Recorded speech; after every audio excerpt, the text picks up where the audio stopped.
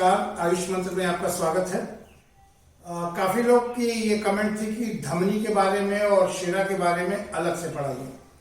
तो हमने भी सोचा कि हार्ट पढ़ाने से पहले आपको ये ज्ञान होना चाहिए आयुर्वेद के हिसाब से कि धमनी और शिरा क्या होती है, इनका क्या कार्य है और कैसे कैसे ये शरीर में कितने होती हैं। मॉडर्न के अकॉर्डिंग नहीं, आयुर्वेद के हिसाब में। जो धमन मतलब होता है, जैसे आपने कहा छत धमक रहा है, तो धमन माने होता है स्पंदन करना। ठीक, तो जो धमन में एक गति का आभास भी होता है। कोई चीज एक वाइब्रेट करती है तो एक गति से वाइब्रेट करती है, तो गति उसमें दिखाई नहीं देती, लेकिन गति का आभास होता है, क्योंकि ठप ठप ठप ठप ठप ठप की जो ठप ठप जो आती है, बीच की एक गति है, वही आवाज, उसको धमन कहते हैं। ठीक ना। तो धमन की आभास कराती है आपको वो क्या है, इस रक्त को शरीर के सूर्य मतलब एकदम लास्ट सिरे तक, हार्ट यहाँ है हमारे नीचे तक, क्योंकि कभी भी आप स्पंदन सुनेंगे तो स्पंदन आपको यहाँ भी वही सुनाई देगी, वहां भी वही सुनाई देगी। ठीक है, इसीलिए जो पल्स पोलियो प्रोग्राम था उसका नाम पल्स रखा गया। पल्स माने हर जगह एक ही समय पर स्पंदित होना।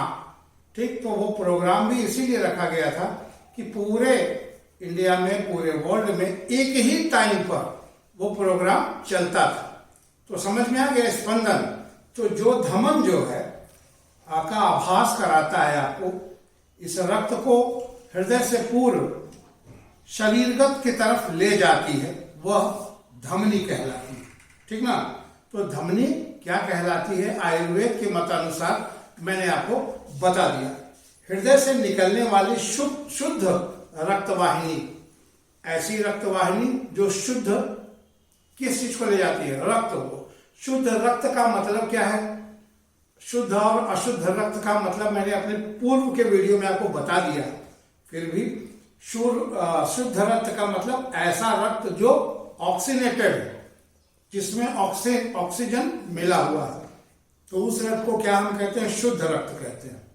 तो जो शुद्ध रक्त को शरीर के प्रत्येक अंगों तक ले जाती है, वो रक्त धमनियां या आर्टरी कहलाती है। इंग्लिश में उसको आर्टरी कहते हैं। आ जाते हैं द डेफिनेशन ऑफ आर्टरी। ठीक ना। A blood vessels that carries blood, oxygenated blood away from the heart, except pulmonary artery is called arteries.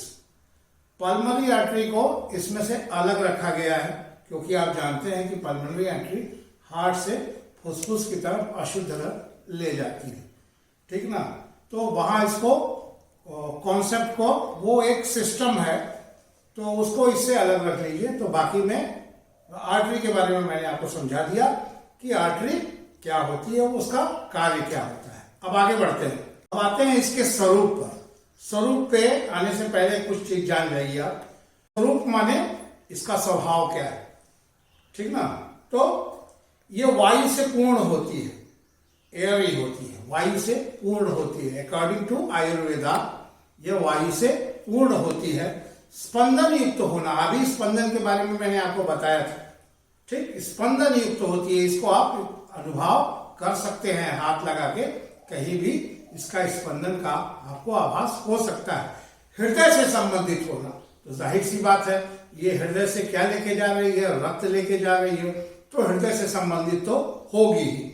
अब संख्या पे आ जाते हैं। आयुर्वेद के मतानुसार नाभि से उत्पन्न होने वाली 24 धमनियां होती है। ठीक ना। नाभि से उत्पन्न होने वाली 24 धमनियां होती है। प्रकार या भेद पे आ जाइए अगर आप, तो ऊर्ध्वगामी धमनियां, ऊर्ध्वगामी मतलब नाभि से ऊपर की तरफ, नाभि है, नाभि से ऊपर की तरफ जो धमनियां हैं उनको क्या कहते हैं, ऊर्ध्वगामी धमनियां कहते हैं। अधोगामी धमनियां, तो अधोगामी धमनियां मतलब नाभि से नीचे की तरफ की जो धमनियां हैं। तो ऊर्ध्वगामी कितनी हुए, 10 हो गए, और अधोगामी कितने हुए, वो भी 10 हो गए। तो 20 धमनियां तो फरिया गया। अब आ जाता, बचता है 4। तो त्रिगामी धमनियां जो साइडल में जाती हैं, त्रिगामी धमनियां जो है वो 4 होती है। ऐसे 24 धमनियां का स्थान और चीजें मैंने आपको बता दिया। ठीक, अब आगे आते हैं। चलिए अब आ जाते हैं इसके कार्य पर। ठीक ना, थोड़ा ध्यान से समझिएगा। आयुर्वेद है, थोड़ा सा क्रिटिकल है। वैसे कहा जाता है ना कि एमबीबीएस से ज्यादा तगड़ी पढ़ाई आयुर्वेद की होती है। एलोपैथ की पढ़ाई इतनी क्रिटिकल नहीं है जितनी क्रिटिकल आयुर्वेद की पढ़ाई है। बट लोग समझते हैं कि वो बहुत तगड़ा है और ये बहुत कमजोर है, लेकिन ऐसा है नहीं। आप किसी एमबीबीएस के बंदे को अगर भेज दीजिए कि बीएमएस करने को, शायद वो पास नहीं हो पाएगा। असलियत यही है, क्योंकि बहुत कंट्रोवर्सी है और इसको समझना बड़े इत्मीनान से आपको समझना पड़ेगा। अगर आप समझ नहीं पाओगे तो इसका उत्तर नहीं दे पाओगे।